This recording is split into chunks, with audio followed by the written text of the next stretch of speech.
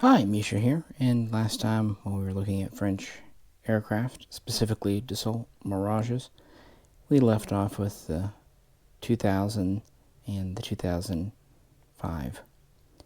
Today, we're going to go back in time again to the Mirage III and Mirage V. We have two models from Falcon, because actually getting models in 1/72 scale diecast of these planes is quite difficult. This is a 3C French Air Force, and this is actually not a Mirage V. This is an Israeli Kfir, but it's an unlicensed copy, more or less, of the Mirage V, which was designed initially for the Israeli Air Force anyway. But that's a story in and of itself. So with that, let's go back to the Korean War, the time of MASH. As early as 1952, the French government, the French Air Force, decided it needed a new fighter jet. And it took inspiration from what was going on in Korea in the MiG-15, the F-86, and it decided it needed a lightweight, all-weather interceptor. And at first it was just to be armed with cannon, because that was kind of what was going on in the 50s. Well, the two main companies, well, technically three, were Dassault and SUD. Dassault's prototype was the M550, and this was a two-engine design with a delta wing. They went with the delta wing because it made manufacturing quick and easy. It gave a lot of space, relatively speaking, and it was very fast at a straight line. And the downsides were it was not terribly maneuverable, and it needed pretty long distance for takeoff and landing. But since this was an interceptor, that was okay. The M550 first flew in the summer of 1954, the prototype, and it was kind of reworked that year, that fall, and towards the end of 54, what we first knew as the Mirage I, the first prototype, took to the skies. And from there, the design progressed throughout 1955. Now, this is the time when air-to-air missiles are starting to become a thing. So the Mirage I was capable of carrying an air-to-air missile, but only one of them under the fuselage, so pretty small. The Mirage II was a larger design, but never went into production or even prototyping. It was just on paper, but it did lead directly to the Mirage III.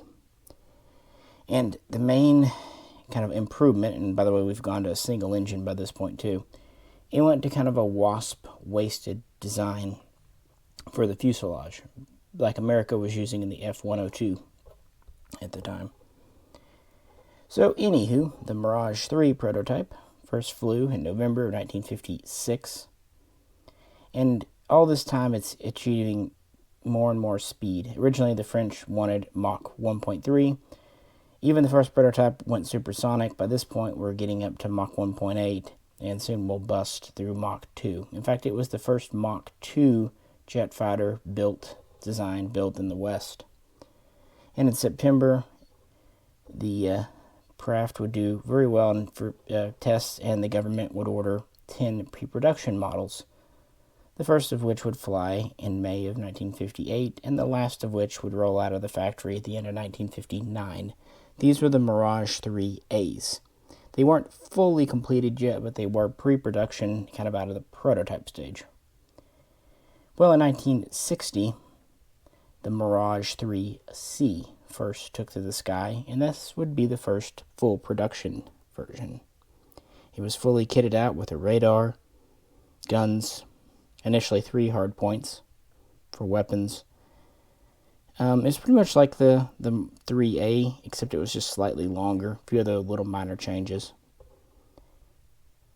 And by the way, the 3B was a 2-seat trainer, although it was combat rated. And in the summer of 1961, the first ones would enter into the French Air Force as interceptors, although Dassault was already working on ways to update them to make them more of a multi-role, or at least give them more of a secondary strike role. Ultimately, the French would purchase 95 Mirage IIICs and about 60 some odd Mirage IIIbs, including several prototypes. So, pretty respectable number. But it actually would not at all end there. In fact, Dassault would make over 1,400 of these. They were quite a popular export. So with that, let's talk about the tech specs of our little Delta Wing.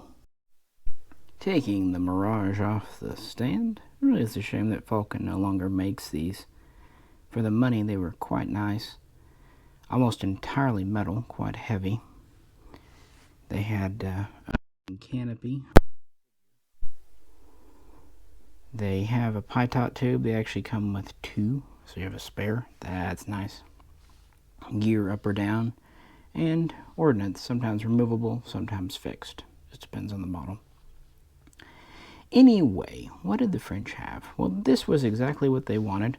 From the beginning, they wanted a lightweight, high-speed interceptor. Now, initially, they only wanted, like I said, Mach 1.3, but it blew that out of the water. This was capable of reaching Mach 2.2, very fast for the early 60s. Now, originally, the French wanted an altitude of nearly 60,000 feet because they had to enlarge going from the Mirage I up to the Mirage III, and because it needed to carry more. The max practical altitude went to about 56,000 feet. Still quite high. Maneuverability was like I said, because of the Delta Wing. Takeoff was needed a bit of a runway. Originally, it had a total of 3 hard points, 1 under each wing and 1 in the center line. But very quickly, this was upgraded to 5, and it could carry 4,000 kilograms, 8,800 give or take pounds, mostly with air defense. On the center line pylon, you would have a medium range air-to-air missile like this. This is an M530 made in France. Medium range. And for 2 short-range missiles, originally these would have AIM-9 sidewinders. Now, eventually, later Air Force ones would get the Magic, but that would not come about until the 70s. And then the 2 inner hardpoints were plumbed. They were wet. But they didn't just have a drop tank. It was actually a combination drop tank rocket pod. The front part was given over to carry 19 SNEB rockets each, and the back part was for fuel, so multi-purpose. And that does show that even in the beginning, there was a secondary ground attack built in, even if it wasn't always used. Other ordnance it could carry iron bombs, and it could carry a nuclear weapon, and at least the French version could. And of course, it had the 30mm cannon that it was designed with from the outset. Each one, there were 2 of them, held 125 rounds for a total of 250.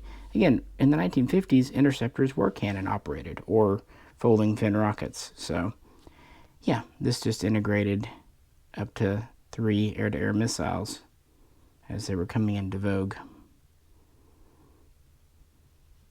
And these would fly with the French Air Force, active duty, all the way up until about 1988. But that was only the beginning. The Mirage here was a very popular export for France. Probably one of the first ones in the aircraft industry they had. World War II.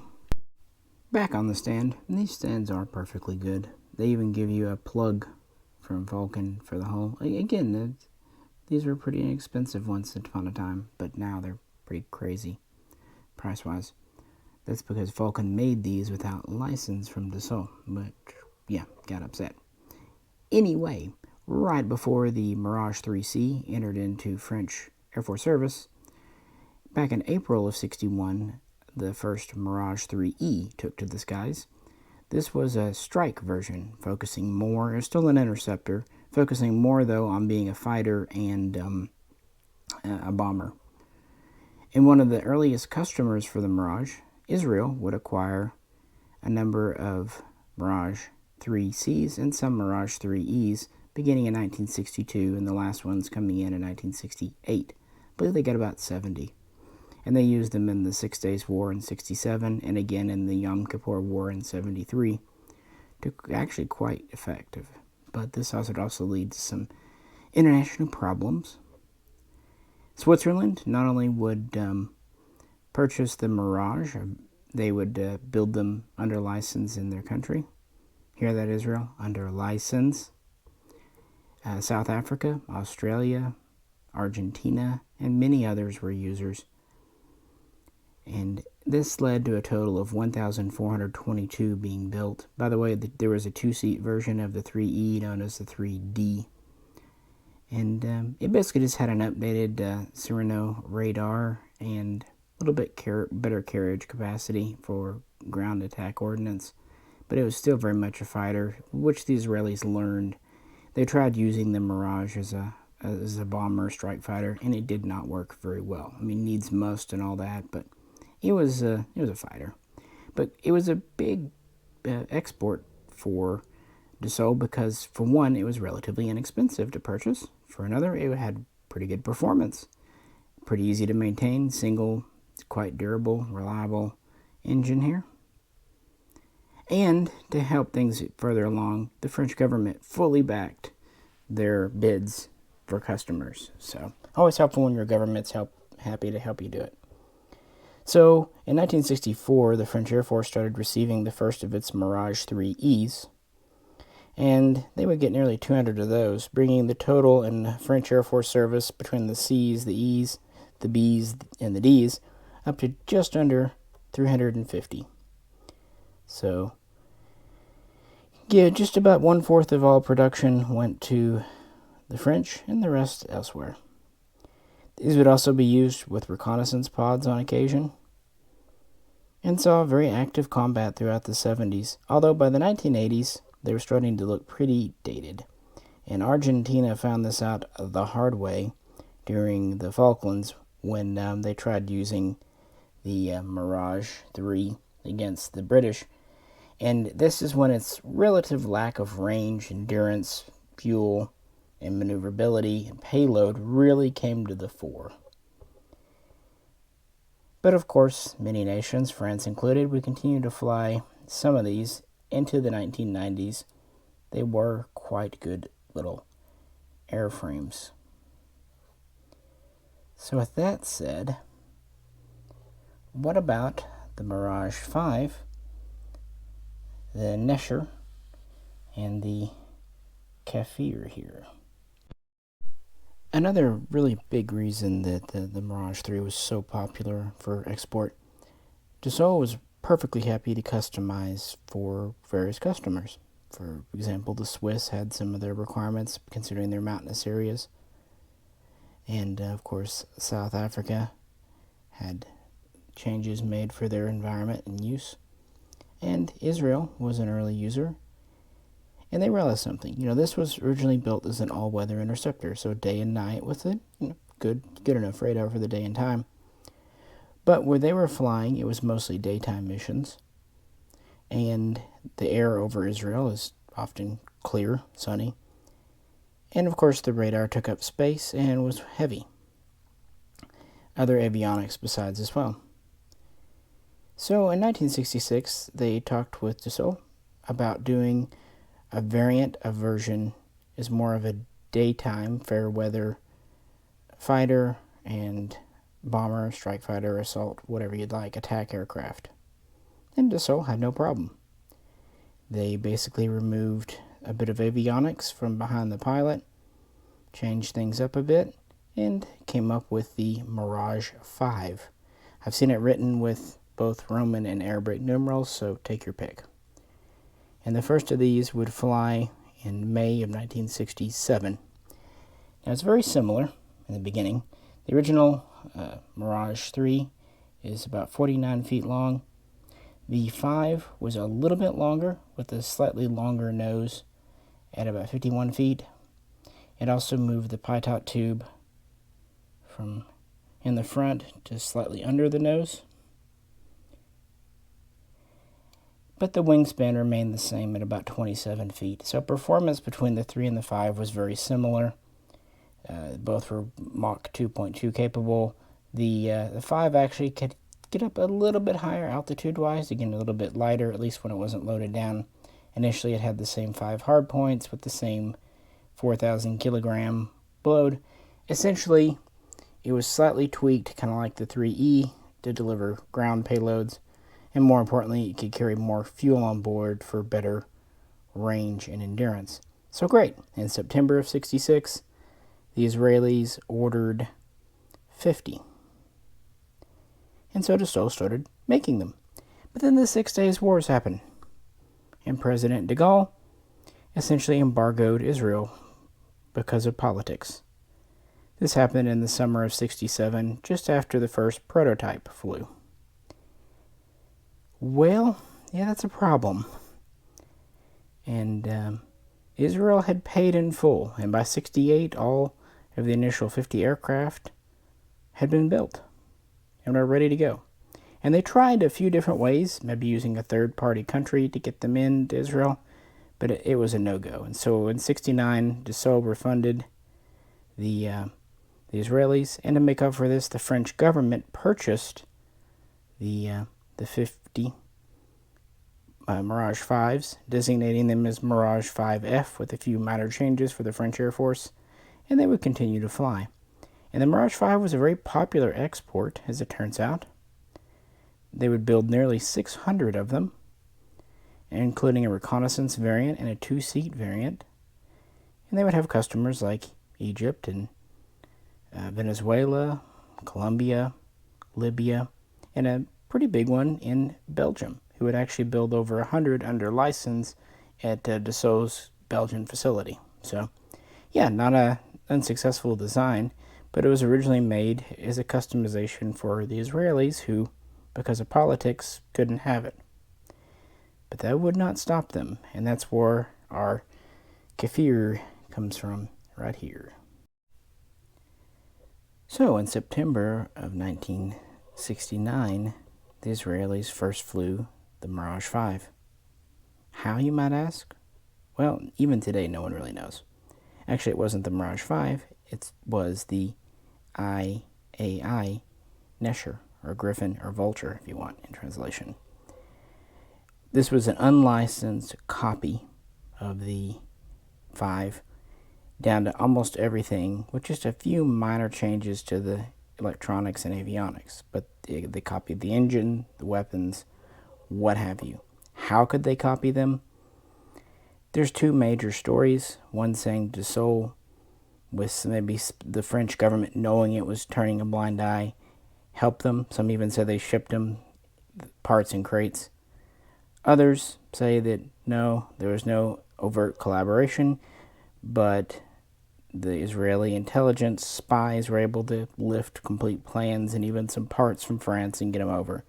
Regardless, the first Nesher flew in September of '69, and it would enter into service in 1971, meaning it was available for the Yom Kippur War in 1973, where the Nesher was attributed to at least 100 kills. I mean, it's not to say they did, but that's what it's attributed to.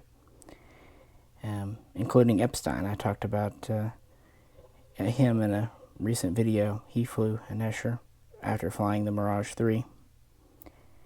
And they would build 51 single-seat Neshers and 10 two-seat Nesher trainers. And it was a good aircraft. Had pretty much the same specs and performance. It helped address a few of the Mirage III's issues, a little bit better range, endurance, a little bit better ability to deliver payload. But it still suffered from its limitations of being a delta wing, not the most maneuverable.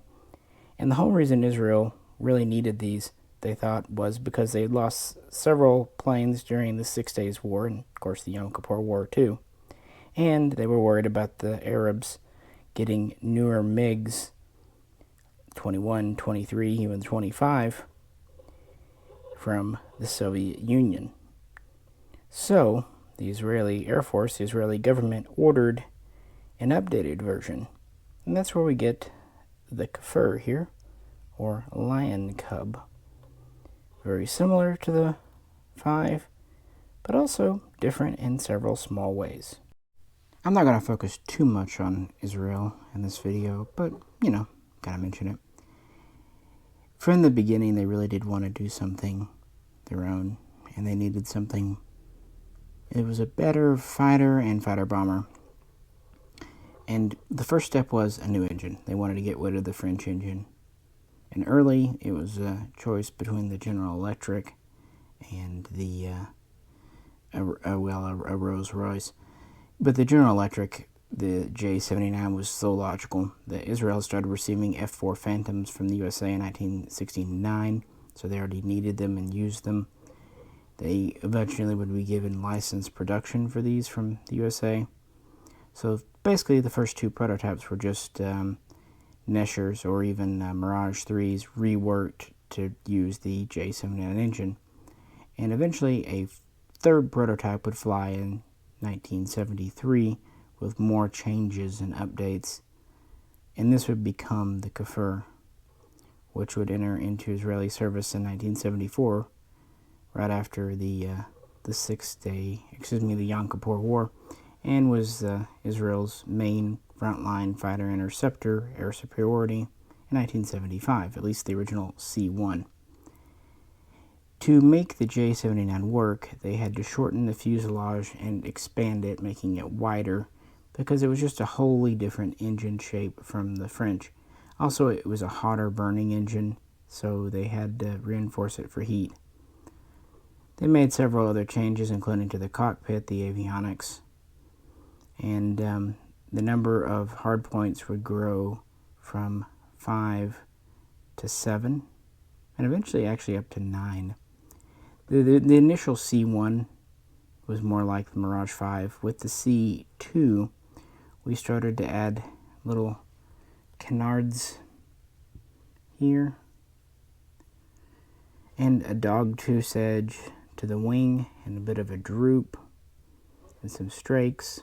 And this was all to improve handling, performance, maneuverability, and weapons carriage. And this model here is actually from the U.S. Marines, which is an interesting story in and of itself. So this was their primary fighter, really for a very brief period of time. And kind of like the Galil was their primary rifle, from about 75 up through 1980. That's because as early as 76, Israel started receiving F-15s and then soon F-16s, which kind of changed the game. Plus, they were essentially free. Well, not free, but you know. The Kfir here would have its first confirmed combat over Lebanon in 1977, and its first and really only confirmed air-to-air victory against the Syrian MiG-21 in 1979. And by 1982, when Israel would invade part of Lebanon, this was in use, but it was in use as a attack plane, a fighter bomber. It was kind of conceived of as a plane that could escort itself. And the original C2 would give way to the C7, which was more of a dedicated ground attack version that had a total of 9 hardpoints. Now, because of the J79 engine, a few things change. We have a slightly lower top speed of about Mach 2. We have altitude of about 59,000 feet, maybe 58, depending on the variant. We are more maneuverable, and we have a much greater payload. When you get to the final versions with the uprated J79 engines that they started to use, the payload could get over 12,000 pounds. Over 5,000 kilograms, actually a version close to 6. Well, of course, if you did that, you would have a very limited range. Now, it never got real fancy, but it did have guided munitions. It would have the AIM 9 Sidewinders, as seen on here. It also could carry the French fuel tank / rocket pack combos, so it had plumbing. But it also carried the AIM 65, the Maverick missile, which is an air-to-surface guided missile. It also could carry the Shrike missile and the Israelis' Python. So it had a much greater payload, and is really the first one here to have guided air-to-surface. Kind of interesting. but its time was just brief because of technology catching up to it by the time they were able to get these in service and full production. But they still built over 200, I think about 215, 220. And they had a little bit of export success, mainly to Colombia, but they ran into a problem. They were producing the J79 engine under license, and the U.S. did not mind them building it for this aircraft. But when they started selling it to other nations and making money, that's when the U.S. stepped in. And unlike France, and maybe because of the lessons with France cutting them off, Israel pretty quickly backed off. On the other hand, around 1985, about 25 of these were transferred to the USA. Well, why, you might ask? Combat training, dissimilar adversary training. The Navy would get 12, and the Marines would get 13, designating these as the F-21. They would be C-1s or C-2s. They would have many of the C. They were C-1s initially, including the little Strakes and little canards. That's because they wanted to make these similar in performance to like a MiG-23. And so they would fly these for combat training in the U.S. throughout the 80s. The Navy would be the first to hand those back, and then the Marines would hand those back around 89. And they would be replaced with the F-5. But for a few years, yeah, the Israeli unlicensed copy of the Mirage V with the U.S. engine in it was in the U.S. Air Force, U.S. Navy and Marine Corps. Kind of a funny turn of fate. And back in Israel, these would be kept, again, as attack aircraft in the 1980s, and then they would finally be formally retired out in the 1990s, by which time Israel had plenty of F-15s and F-16s in service. And I recently did a video on Israeli F-16s, actually. So with that, let's wrap things up. These Falcons really are neat. As I've said in the previous Mirage video, I've modified a Hobby Master pilot to fit because these have very cramped cockpits. It's a shame. These are very inexpensive and pretty well detailed. I mean, they weren't perfect, especially the 3s. They did a really decent job with the Kfirs here, doing several versions and variants, but Falcon is long gone now. Very heavy die cast from kind of the early times. These are about 2012, I guess. And a very interesting aircraft from that Delta Wing period. Everyone kind of played with. Britain, the USA, France. France stuck with it a lot longer. But as combat changed, going from high and fast to kind of low and medium speeds, and we enter into the 4th generation. These are very solidly 3rd gen, even 2nd gen in some instances, second fighter aircraft. Yeah, it just all changed up. Has larger intakes, by the way, on the Kfir for the J79. Actually, Colombia would continue to use the Kfir. In fact, they would get several ex-Israeli ones in the 90s and 2000s, and Israel would refurbish them, and there would be different upgraded versions, the C10, the C12. So they would get around a little bit, but yeah, this is kind of an interesting piece of history and a pretty neat aircraft. It's amazing that the first variants, the first prototypes, only carried 1 missile, then 3. Even 3 seems very small by modern standards. But different time, different needs. Kind of looking at the English Electric Lightning. It only carried 2, so some of them with that cannon. By the way, the Israelis, they had cannon too, 30mm, and they actually had a few extra rounds, about 140 per gun. Probably because of the slightly wider fuselage. But I promised you a Mirage video, so there you have it. But we do have one more in the family to look at, but that'll wait till next time. As always, if you could, please like, share, subscribe, all that good stuff. Until then, this is Misha, and I'll catch you next time.